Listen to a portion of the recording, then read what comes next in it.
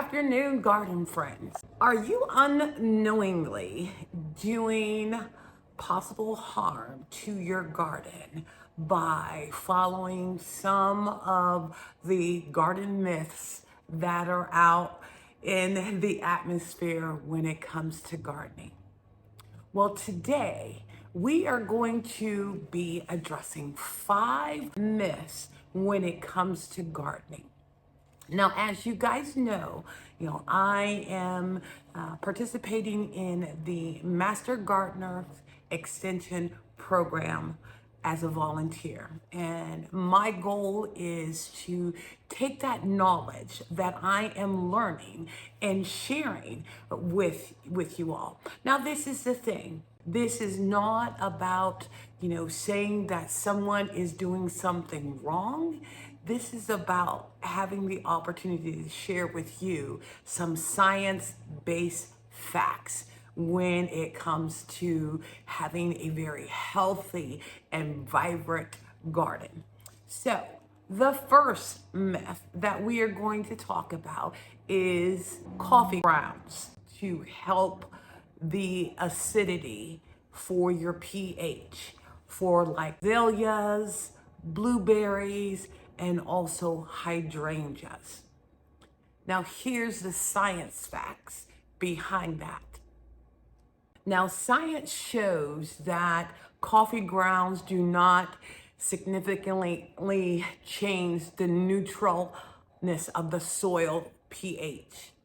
Fresh coffee grounds acidity is neutral for their pH at 4.5 to 5 pH, and used ones are more like 6.5 to 6.8. Now, if you think about the process, used coffee grounds are going through a process of being filtered through with extremely hot water. So think about that you are using the grounds after all of the properties of the coffee has been used to make yourself a cup of coffee or a pot of coffee. And this is the thing. The science do state it is better to incorporate coffee grounds into like a compost and not just sprinkle it around your plants, because studies show that coffee grounds can suppress germination and have an impact on your plant growth. And they also are slow to decompose. The next one, I don't know if it's a myth or maybe a possibility of it being out there that it keeps people from gardening. The fact that you have to have a green thumb in order to grow a successful garden. And a lot of times people feel because they don't or they can't grow anything, you end up hearing them say, oh, I have a black thumb. Well, when I hear that, it is disheartening, because this is the thing. Gardening is a learned skill, whether that is through garden clubs, garden books, tapping into resources like your extension office, networking with other gardeners so that you too can end up being successful with your garden journey. While it may not be a myth, it may end up deterring individuals from, going down that garden path of being able to create beautiful spaces. But the science aspect of this is there are many renowned authors and individuals that can speak truth to power when it comes to gardening. Even with some of the, YouTube channels, those how-to help encourage individuals to go ahead and start creating, start experimenting with gardening. Because this is the thing. I make mistakes in my garden, a lot. But the key is, what do you do? How do you react when you make those mistakes? I choose to use them as a learning stepping stone for me. Having that mindset of, okay, this didn't work. Let me try something else, and not feel like I have a black thumb, that I cannot grow anything. And the other thing, while it may not be science-based, it's about community, connecting with those within your community that garden. You have individuals that garden at different levels. And I am a firm believer, no matter, what level you are at in your garden, you can always learn something. You can always show the opportunity to inspire, someone. So that one I just wanted to put out there as more of an encouragement. But even as an encouragement, understanding that there are plenty of science-based resources, information out there that can help you plan out what your garden journey is going to be. The next myth is all plants need to be watered daily. Okay, who has been heavy-handed with watering your plants? Me. Because in my mind, I would be thinking, oh, if I did not water them, that, they would end up suffering. And a lot of that had to do with how I was watering. And I'll give you an example. Here in Georgia, when we have those scorching hot days and it's a drought, you can actually see the ground cracking. And my ideal of watering was just to go out there and, douse, the plants and what have you. But science says water deeply, but infrequently, if you want your garden to flourish. And this is the science behind it. Think of your plant and the roots. The goal of the roots is not only to get acclimated to the area, have a strong foundation for it to either stand alone in your garden, and then secondly, for the roots to get embedded into the soil. Now, this is the thing, and just think about this. If you are just lightly watering on top and you have drought, you just putting that watering on the top layer, the roots are going to search for that sustenance to hydrate themselves.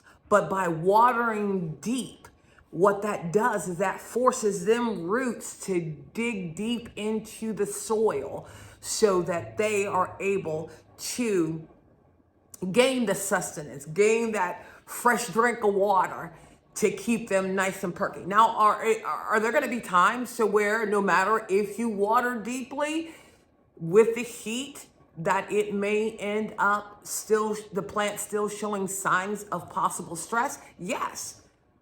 But better to water deeply than to just be lightly watering every single day. And then there's the other thing with watering every day. It can possibly encourage root rot. You're watering every day. It's not soaking into the soil. It's possibly staying on top if we're, having a drought. And then you end up encouraging root rot. I know I have had that experience of watering things and you wonder, why does the plant look the way it do? And then when you touch down at the bottom, the stem of the plant is all mushy because I have been over watering. Now, every watering schedule is not the same. I'll give you a good example. I have a garden friend that lives down in Arizona. And when she tells me she has temperatures of 117, her watering schedule will be completely different than mine.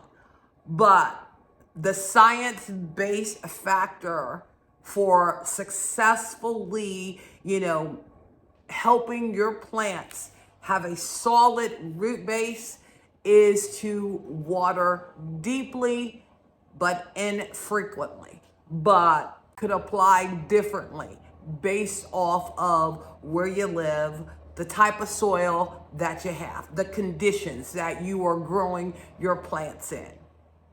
Okay, so number 3 is fertilize your garden to have healthier plants.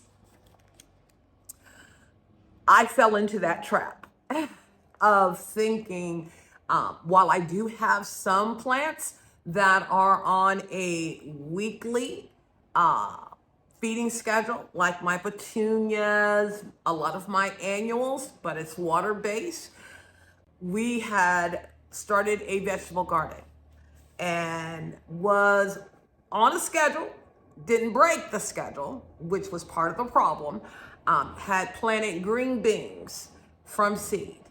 And guys, let me tell you this. We thought we were getting ready to have bushels of green beans because the leaves and the vines were just amazing, climbing up the trellis that was probably about a good 4 foot. But I ended up with 1 green bean, okay? And at last Wednesday's class, we were talking about, fertilizing plants and compost and those things.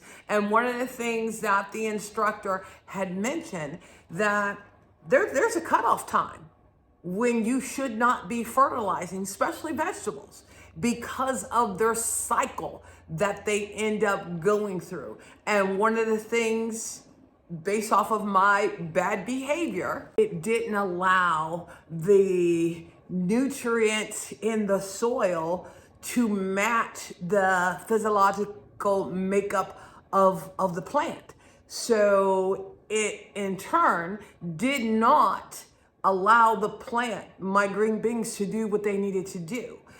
So having that thought process that you should be constantly fertilizing, no, you end up doing more harm than good.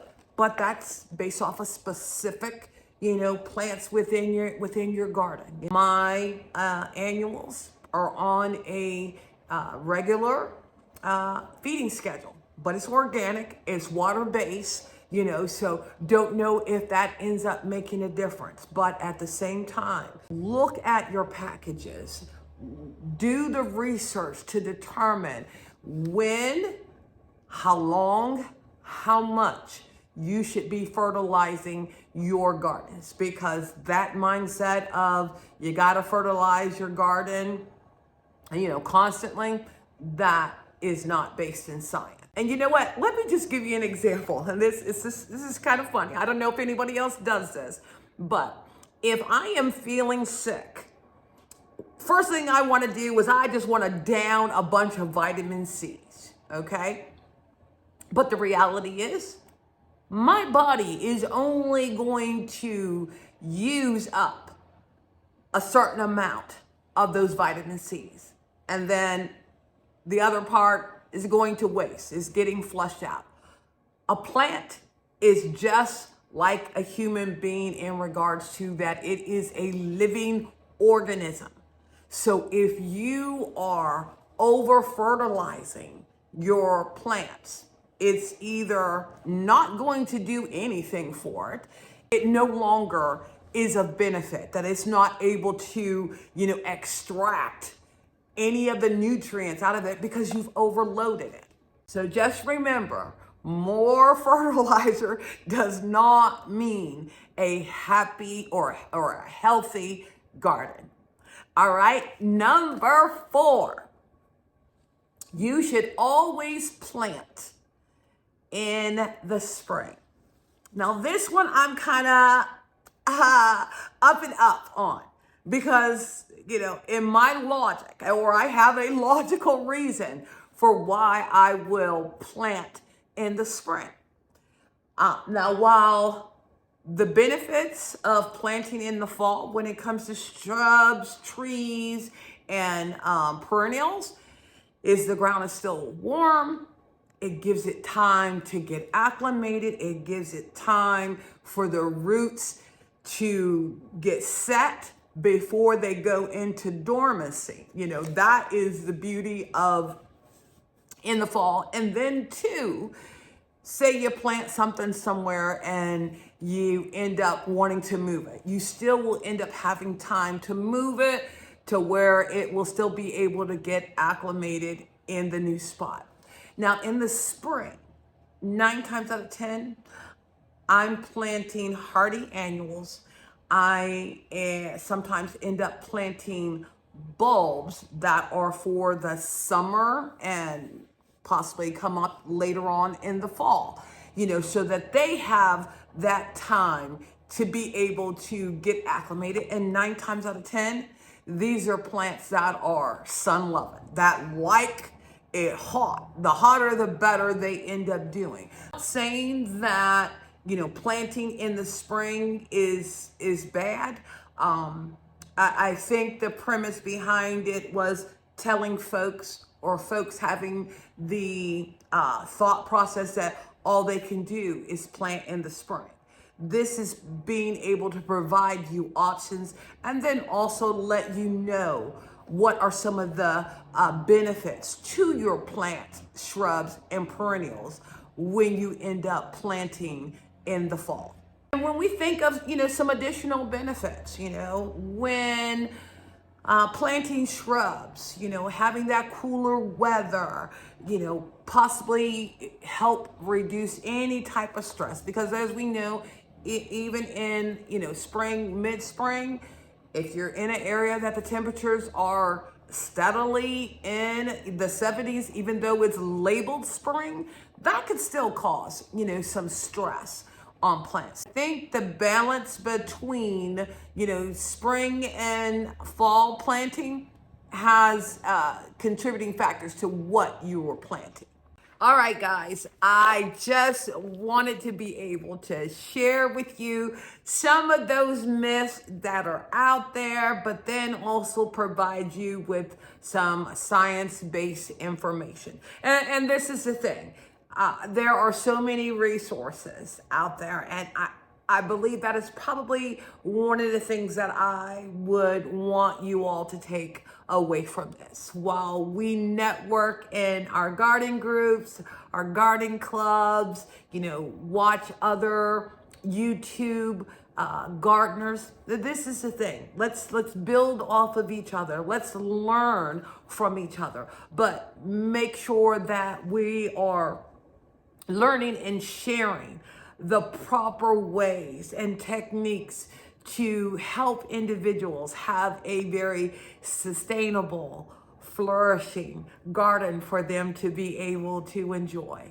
Well, thank you again for visiting Inspiring Garden Corner. And if you found this information informative, please consider liking, sharing, and subscribing to my page, because what this does is it lets me know that you guys see the value and what I am, you know, presenting to you.